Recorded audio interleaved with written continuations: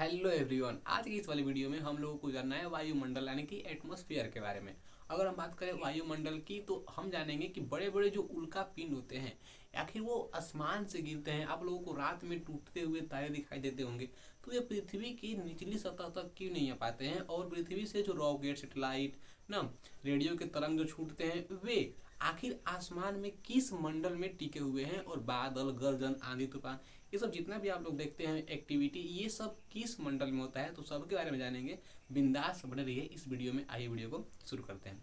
अगर हम बात करें वायुमंडल की, वो आप लोगों को पृथ्वी से जितनी ऊपर तक दिखाई दे रही होगी ना, चाहे आप अपनी खुली आंखों से देखिए, चाहे आप किसी दूरबीन की सहायता लेकर के देखिए, आप लोगों को जितनी ऊपर तक दिखाई दे रही होगी वे सभी हमारी वायुमंडल के अंतर्गत ही आती है।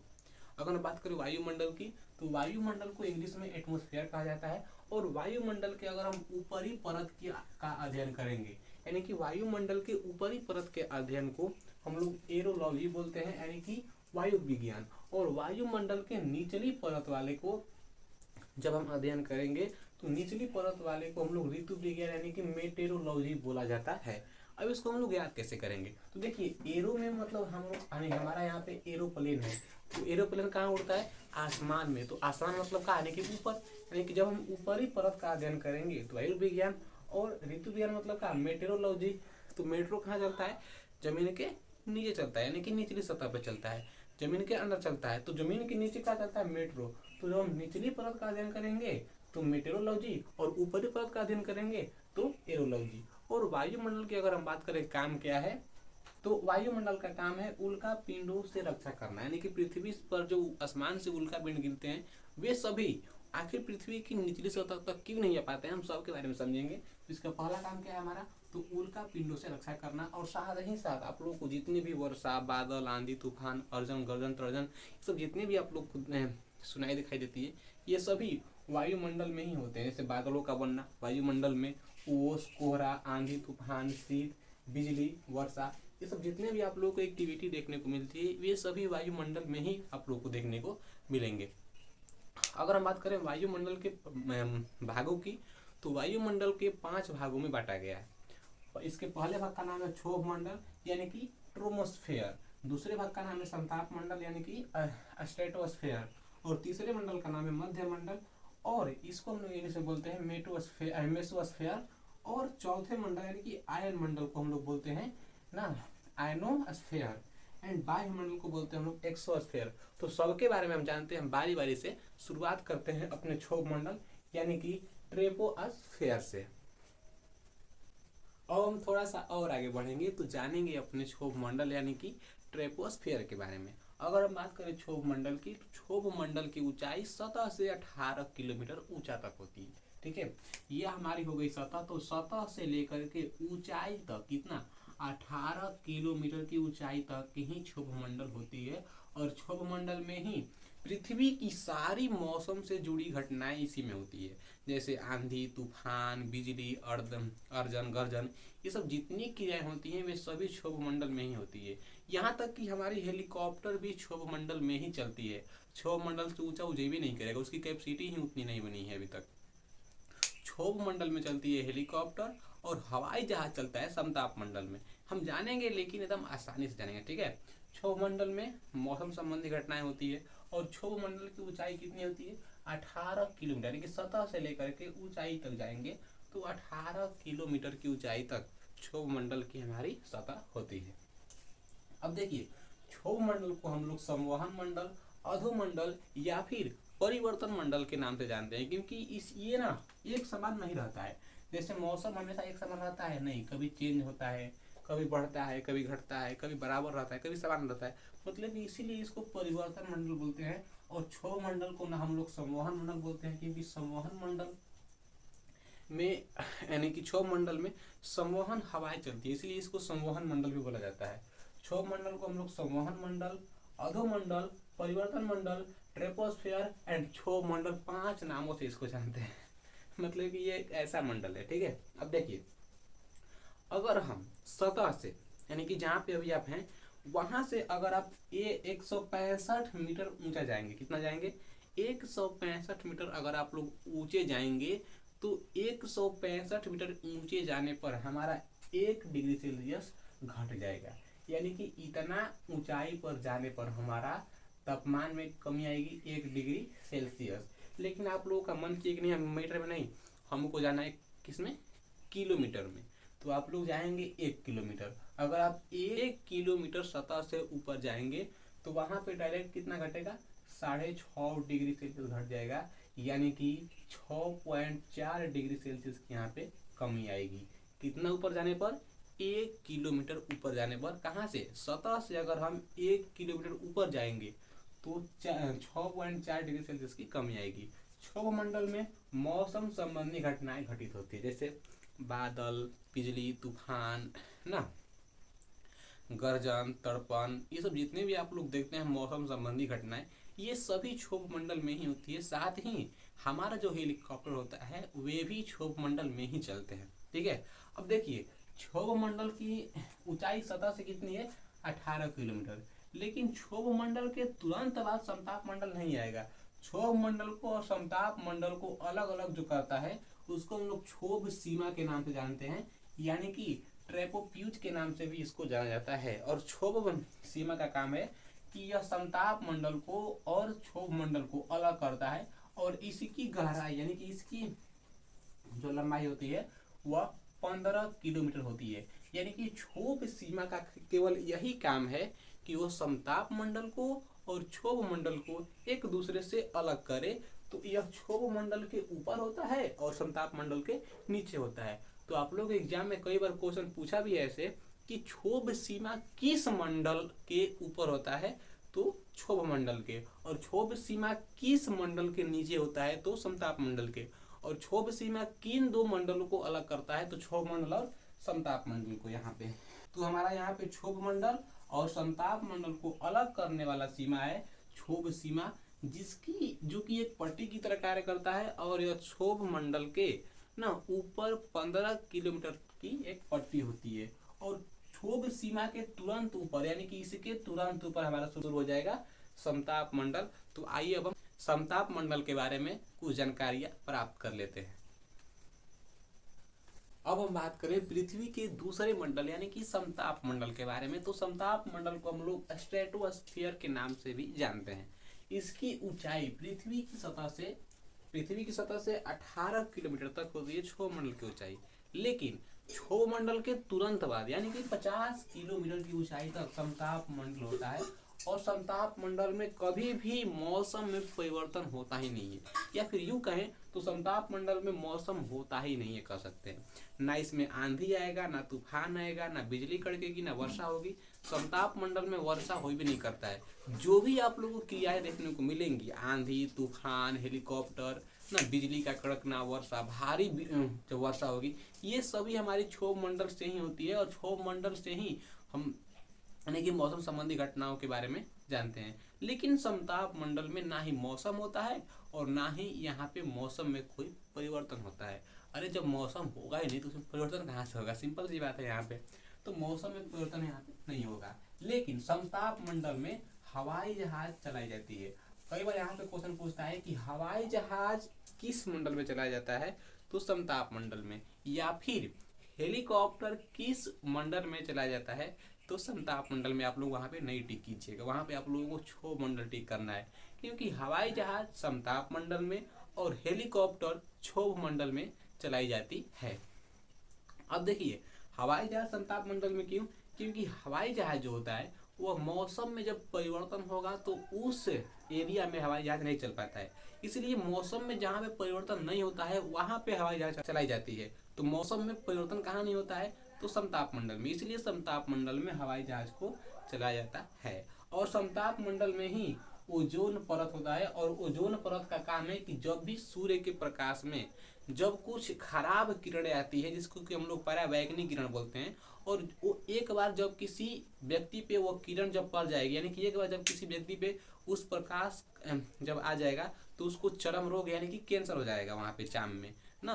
तो उसी को बचाने के लिए यानी कि परावैंगनी किरणों से हमारी रक्षा करने के लिए समताप मंडल में एक परत है ओजोन परत, और यह सूर्य से आने वाली खराब किरणों को वहीं पे छान देती है चलनी की तरह।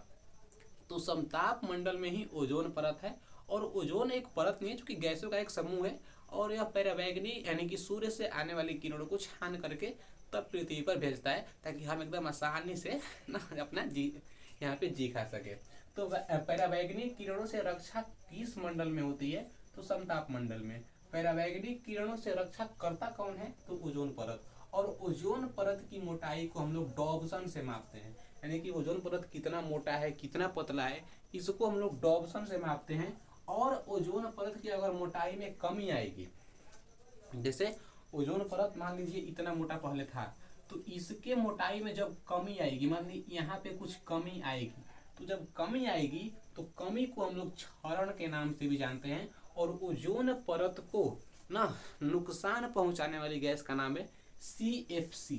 CFC यानी कि क्लोरोफ्लोरोकार्बन। और यह जो गैस होता है, इससे ओजोन परत का ना क्षरण यानी कि उसमें कुछ ना कुछ कमियां दिन प्रतिदिन हम लोग को देखने को मिलती रहती है। तो ओजोन परत की मोटाई को डॉप्सन से मापते हैं। ओजोन परत किस मंडल में होता है? समताप मंडल में। समताप मंडल में हवाई जहाज चलता है, और समताप मंडल में कोई भी मौसम में परिवर्तन नहीं होता है। और साथ ही समताप मंडल की ऊंचाई 50 किलोमीटर तक यहाँ पे है। लेकिन क्या होता है कि कभी कभी समताप मंडल में कुछ बादल बन जाते हैं, यानी कि अपवाद की तरह कभी कभी बाई चांस बन जाते हैं। तो समताप मंडल में जो बादल बनेंगे, समताप मंडल में जो मेघ बनेगा, समताप मंडल में बने बादलों को हम लोग मूलाभ मेघ के नाम से भी जानते हैं। और मूलाभ मेघ को हम लोग मदर ऑफ पेरियल क्लाउड के नाम से भी जानते हैं। तो एग्जाम में क्वेश्चन पूछा था कि मदर ऑफ पेरियल क्लाउड किस मंडल में बनता है? तो समताप मंडल में। और इसको हम लोग मूलाभ मेघ के नाम से भी जानते हैं। तो क्षोभ मंडल के बारे में हम लोगों ने जान लिया, समताप मंडल के बारे में भी हम लोगों ने जान लिया। तो अब बात करते हैं मध्य मंडल की, और उसमें केवल थोड़ा सा आप लोगों को जानना है। तब तक लीजिए आप लोग इसका एक स्क्रीनशॉट। और हम थोड़ा सा और आगे बढ़ेंगे तो यहाँ से हम लोग को जानने को मिलेगा मध्य मंडल के बारे में, यानी कि मेसोस्फीयर के बारे में। अगर हम बात करें मध्य मंडल की, तो वायुमंडल का सबसे ठंडा भाग, यानी कि वायुमंडल के 5 भाग हैं, तो वायुमंडल के 5 भागों में सबसे ठंडा वाला भाग जो होता है वह मध्य मंडल यानी कि मेसोस्फीयर वाला होता है। और कभी कभी इसका तापमान जो होता है वह 100 डिग्री सेल्सियस ना, यानी कि माइनस में होता है, -100 डिग्री सेल्सियस होता है यहाँ पे। तो सबसे ठंडा भाग कौन सा है? तो सबसे ठंडा मंडल कौन सा हो जाएगा? तो हमारा मध्य मंडल हो जाएगा, जो कि समताप मंडल के ऊपर वाले मंडल में, यानी मंडल को कहते हैं। तो समताप मंडल के ऊपर वाले मंडल को मध्य मंडल, जो कि सभी मंडलों में सबसे ठंडा मंडल यहाँ पे होता है ना। तो ये हम लोगों ने 4 मंडलों के 3 मंडलों के बारे में जान लिया, क्षोभ मंडल, समताप मंडल एंड मध्य मंडल। अब जानते हैं हम लोग आयन मंडल और वायुमंडल के बारे में।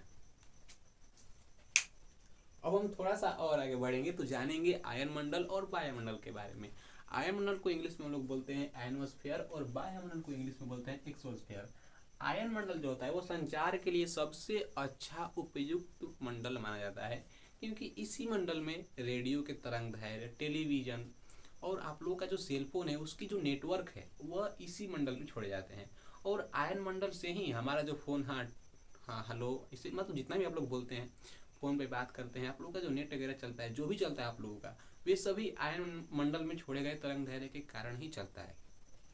तो आयन मंडल में टेलीविजन, रेडियो के तरंगदैर्घ्य ना, और टेलीफोन, जितना भी ये सब हो गया, ये सभी आयन मंडल में ही छोड़े जाते हैं। ठीक है, क्षोभ मंडल में नहीं होगा, समताप मंडल में नहीं होगा, और मध्य मंडल में भी नहीं होगा। आयन मंडल में ही ये सभी कार्य होते हैं, और ये संचार के लिए सबसे उपयुक्त मंडल माना जाता है। ठीक है, अब देखिए इसकी जो ऊंचाई है वो 80 किलोमीटर से लेकर के 400 किलोमीटर तक होती है। देखिए क्षोभ मंडल की अगर हम बात करें ऊंचाई की, तो 0 से 18 किलोमीटर, 18 से 50 समताप मंडल की, 50 से 80 मध्य मंडल की, और 80 से 400 किलोमीटर की ऊंचाई होती है वह आयन मंडल की। और 400 के बाद जितना आएगा अनंत तक, मतलब इसका कोई अंत नहीं है, वो हमारा हो जाएगा वायुमंडल, यानी कि एक्सोस्फीयर हो जाएगा हमारा। ठीक है, अब देखिए यहाँ से जो होते हैं, आयन मंडल का नाम आयन मंडल इसलिए पड़ा क्योंकि आयन मंडल में विद्युत आवेशीय कण होते हैं, और विद्युत आवेशीय कण जो होते हैं इसी के कारण है इसको हम लोग आयन मंडल बोलते हैं। अब देखिए, अब ये विद्युत आवेशीय कण उस कण को, कण का मतलब होता है टुकड़ा, विद्युत आवेशीय कण उस कण को बोला जाता है जैसे किसी अगर जैसे हमारा ये एक छोटा सा कण हो गया, मान लीजिए भेंस हमारा ये कण हो गया और ये वाला हमारा एक कण हो गया। अगर हम इन दोनों कणों को ऐसे रगड़ेंगे तो वहां पे हम लोग को गर्म फील मतलब गर्म लगेगा। यहाँ पे जैसे बहुत तेज रगड़ेंगे इसको हम लोग बहुत गर्म फील होगा। एक समय ऐसा आएगा कि यहाँ पे हम लोग को रगड़ना बंद करना पड़ेगा क्योंकि हमारी हाथ जल जाएगी, यहाँ पे चमड़ा थोड़ा सा नाजुक हो जाएगा इसीलिए। तो इसमें आवेश का मतलब होता है तुरंत जल जाना, आवेश का मतलब तुरंत जल जाना। तो किस मंडल में विद्युत आवेशीय कण पाए जाते हैं? तो आयन मंडल में। और यहाँ पे इसी कण के पाए जाने के कारण आयन मंडल को हम लोग आयन मंडल के नाम से भी जानते हैं, यानी कि आयनोस्फीयर के नाम से भी इसको जाना जाता है। और आयन मंडल संचार के लिए सबसे अच्छा माना जाता है। अगर हम बात करें बाह्य मंडल की, तो बाह्य मंडल जो होता है, बाह्य मंडल में सैटेलाइट यानी कि उपग्रह आप लोग जितने भी देखते हैं सैटेलाइट वगैरह, ये सभी हमारे बाह्य मंडल में ही छोड़े जाते हैं। जैसे अभी हाल ही में चंद्रयान 3 फिर इसरो ने छोड़ा है अभी फिलहाल ही में, तो ये सभी हमारे बाह्य मंडल में ही होती है जिसकी सीमा निर्धारित नहीं होती है। यहाँ मैंने बहुत अनंत तक, इस मतलब कितना तक इसकी सीमा है किसी को पता नहीं है। आसमान कितना गहरा है किसी को नहीं पता है, ध्यान दीजिएगा। इसीलिए जहाँ तक हमारी पहुँच है, जहाँ तक हमारी नॉलेज है, वहाँ तक अभी तक हम लोगों ने बाह्य मंडल तक ही हमने खोज किया है। और बाह्य मंडल में भी हमने कुछ ही खोजा है, जैसे इसकी हम लोगों को अंत पता नहीं है कि कहाँ तक इसका अंत है। ठीक है, अब देखिए बाह्य मंडल में सैटेलाइट यानी कि उपग्रह जितने भी होते हैं वे सभी बाह्य मंडल में ही होते हैं। और टेलीविजन, टेलीफोन, रेडियो फोन, आप लोगों का जो तरंग दैर्घ्य जैसे टावर मोबाइल में नहीं पकड़, तो टावर मोबाइल में कैसे पकड़े जब वहाँ पे यहाँ अच्छा रहेगा तब। तो आयन मंडल में टावर से संबंध, टावर मतलब वहाँ पे टावर नहीं गड़ा है भाई, तरंग दैर्घ्य वहाँ पे है। तो रेडियो का तरंग दैर्घ्य, टेलीफोन, टेलीविजन, ये सभी का तरंग दैर्घ्य किस मंडल में है? तो आयन मंडल में। और सबसे गर्म मंडल हमारा बाह्य मंडल है, क्योंकि बाह्य मंडल जो होता है वो सबसे गर्म होता है। और आयन मंडल या इसके जैसे इसके ऊपर जाने पर यानी कि आयन मंडल के ऊपर जाने पर तापमान में वृद्धि होने लगती है ना। और सबसे ठंडा मंडल मध्य मंडल, समताप मंडल में ओजोन परत, हवाई जहाज चलती है। और क्षोभ मंडल में पृथ्वी से संबंधित जितनी भी घटनाएं घटती है, जैसे बादल, भूकंप नहीं, बादल ना, बिजली, वर्षा, ये सब जितना भी होता है, यहाँ तक कि हेलीकॉप्टर भी क्षोभ मंडल में ही चलते हैं। हेलीकॉप्टर की एक सीमा होती है कि वो कहाँ तक उड़ सकता है, यानी कि उसकी सीमा कितनी तक है? तो 18 किलोमीटर तक। हेलीकॉप्टर चाहकर भी 18 किलोमीटर से आगे नहीं उड़ सकता है। और हवाई जहाज चाहकर भी 50 किलोमीटर से ऊंचा नहीं उड़ सकता है। और वह चाहकर भी 20 से नीचे नहीं उड़ सकता है हवाई जहाज। उसकी ये खासियत है, क्योंकि 20 किलोमीटर से नीचे मौसम में परिवर्तन होते रहते हैं हमेशा की तरह। अब देखिए अगर हम बात करें बाह्य मंडल की, तो बाह्य मंडल में हमारी जो पृथ्वी है, पृथ्वी पे 2 ध्रुव है, एगो उत्तरी ध्रुव और एगो दक्षिणी ध्रुव, एगो उत्तरी ध्रुव और एगो एकदम दक्षिणी ध्रुव।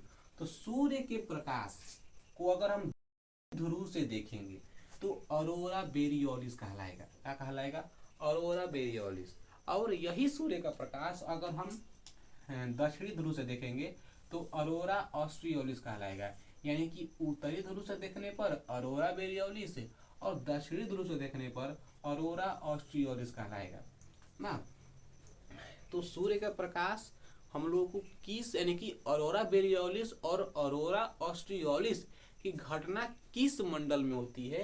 तो बाह्य मंडल में होती है। और बाह्य मंडल में ही हमारे उपग्रह, सैटेलाइट वगैरह जितना भी होता है ये सभी यहीं पे छूटता है। तो आई होप कि आप लोगों को वीडियो अच्छे तरीके से समझ में आ गई होगी। एंड मिलते हैं एक अगली वीडियो में एक नए टॉपिक के साथ, तब तक के लिए धन्यवाद।